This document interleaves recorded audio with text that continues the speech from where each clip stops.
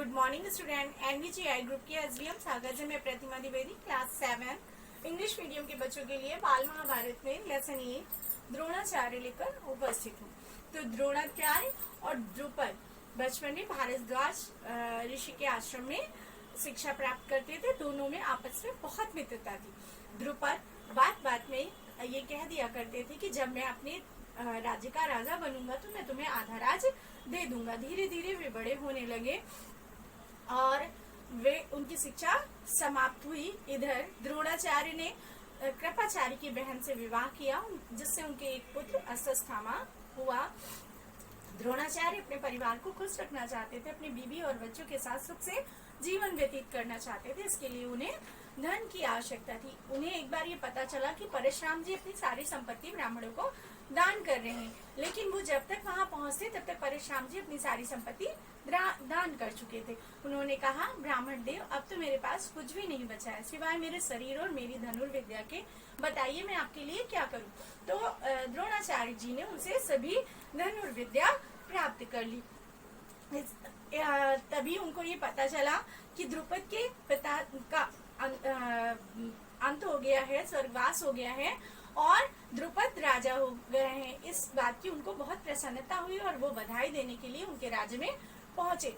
लेकिन जैसे ही उन्होंने द्रोणाचार्य ने द्रुपद से ये कहा कि मित्र मुझे पहचाना कि नहीं, तो उन्हें ये बात अच्छी नहीं लगी।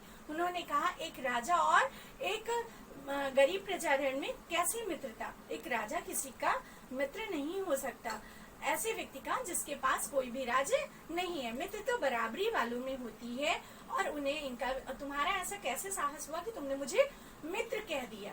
लेकिन ये बात द्रोणाचार्य को अच्छी नहीं लगी। वो वहां से वापस चले आए और उन्होंने मन में निश्चय कर लिया कि मैं इस बात का बदला अवश्य लूंगा।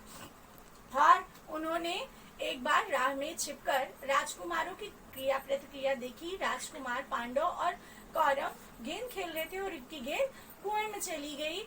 तो द्रोणाचार्य ने उस गेंद को सीकों के माध्यम से बाहर निकाला और युधिष्ठिर की अंगूठी को भी। सभी उनसे प्रभावित हुए और उनका परिचय जानना चाहा, लेकिन उन्होंने कहा कि मेरा परिचय तुम अपने पितामह भीष्म से ही प्राप्त करना।